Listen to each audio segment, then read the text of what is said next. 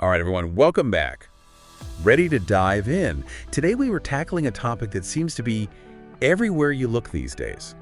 The one and only Taylor Swift. It's inescapable, isn't it? And you've sent us a treasure trove of articles to unpack here. It's incredible we're not just talking about hit songs, but Taylor Swift as a full-blown cultural phenomenon. And that's exactly what has us so intrigued. But before we get ahead of ourselves, I think we need to start with the basics. For anyone who might have missed the memo, what makes Taylor Swift, well, Taylor Swift? Right, let's set the stage here.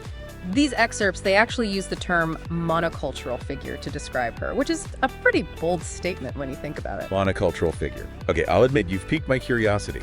Is she really in the same league as, say, a Michael Jackson or Madonna?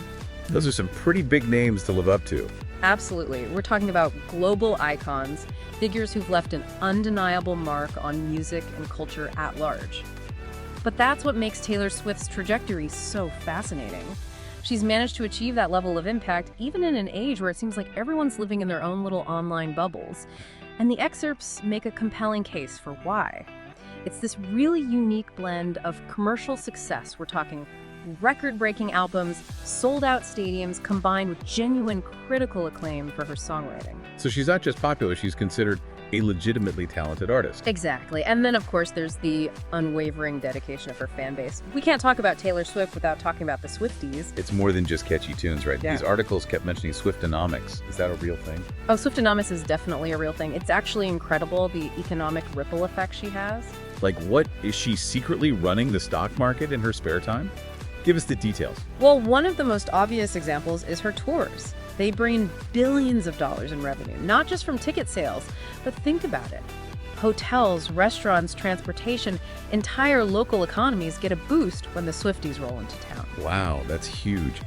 But the excerpts also talk about how she's changed the way the music industry itself operates. Like that whole thing with Spotify and Apple Music a while back, right? Not every artist at the top of their game would risk their own success to stand up for artists getting paid fairly. You're exactly right. It was a really gutsy move. And a lot of these excerpts suggest that her fight with these streaming giants wasn't just about the money for her, it was about control. Which brings us to the whole master recordings dispute. That's right. For those of us who don't have law degrees in music copyright, can you break that down? What even is a master recording, and why was getting them back such a big deal for her? It's a bit complicated, but think of master recordings as the original recording of a song. They're super valuable because they're the source from which all other copies are made. Owning those masters means you have the final say in how your music is used and how you profit from it. In Taylor Swift's case, someone else owned those masters from her early albums, meaning they were making a lot of money off her work. So by re-recording those albums, she took back that control. Wow, what a power move. Yeah. I bet that resonated with a lot of artists who felt like they'd been taken advantage of by the industry.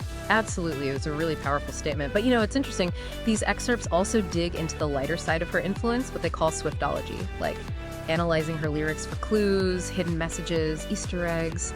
Some people treat her entire discography like a giant puzzle box to unlock. Yeah, I've heard about that. It's like your own little Taylor Swift cinematic universe.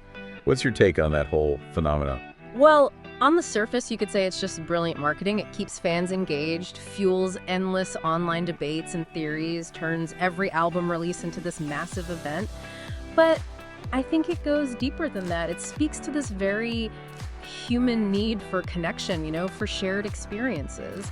And that's something that's increasingly hard to find in a world that often feels really isolating. I mean, she's practically created a world of her own, one that her fans can escape into. A world built on secret messages and coded lyrics. But these excerpts take it a step further. They talk about her as this symbol of Americana. What's that all about? It is interesting, isn't it? She pops up in these conversations about American identity quite a bit. Maybe it's that girl next door image she cultivated early on, those relatable songs about high school and heartbreak. Or maybe it's more about the narrative she embodies. Ambition, hard work, and ultimately achieving massive success. That classic American dream kind of story. And she's never been afraid to use her platform to speak her mind.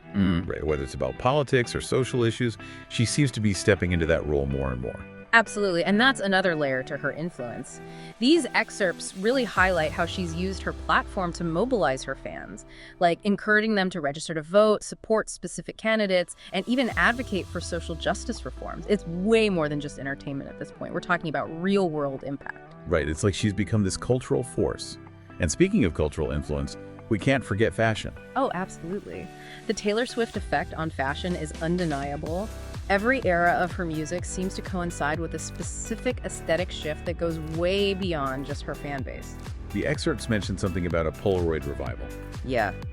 It's true. Back when 1989 came out, suddenly everyone was carrying around instant cameras again, like they were going out of style, then boom, back in vogue. And then there's the whole cottagecore craze that seemed to perfectly align with the release of Folklore and Evermore.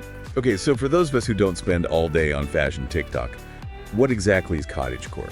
Basically, imagine romantic, flowy dresses, lots of nature vibes. It's sort of this idealized vision of rural life, like a nostalgic fairy tale. It was already gaining traction online, but when Taylor Swift embraced that aesthetic for her albums and music videos, it exploded. Suddenly everyone was buying vintage dresses, baking bread, heading out to fields for photo shoots. It was wild. So she's inspiring fashion trends, political activism, economic booms. Are we sensing a theme here? This is a whole different level of influence. Right. And it goes even further than that. Some universities are even offering courses on her. Wait, seriously? College courses on Taylor Swift? I know, it sounds crazy, but it's true. She's become a legitimate subject of academic study. We're talking scholars analyzing her lyrics, her business decisions, her impact on pop culture. They even have a term for it. Swiftology. Swiftology. Okay, now that just sounds made up. I know, right?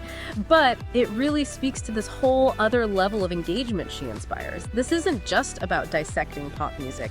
These courses are looking at her work through the lens of gender studies, literature, economics, even political science. Wow, so we've got a musician, a businesswoman, an American icon, a fashion trendsetter, a political influencer, and now a subject of academic study.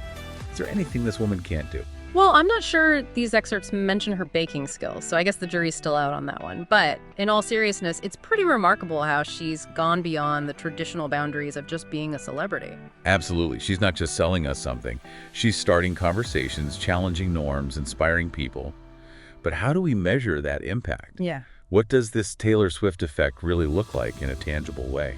Well, something that really stood out to me in these excerpts is how many other artists say she's been a major influence on their own work. And we're not just talking about pop stars either. We're talking across all genres. Yeah, it's like she emboldened people to make certain choices. And it's not about copying her sound. It's something bigger than that. It's about having the courage to be vulnerable in your music, to experiment, to kind of break free from expectations. I mean, she didn't wait for permission to take control of her career, to own her story. And that's incredibly powerful no matter what field you're in. Absolutely.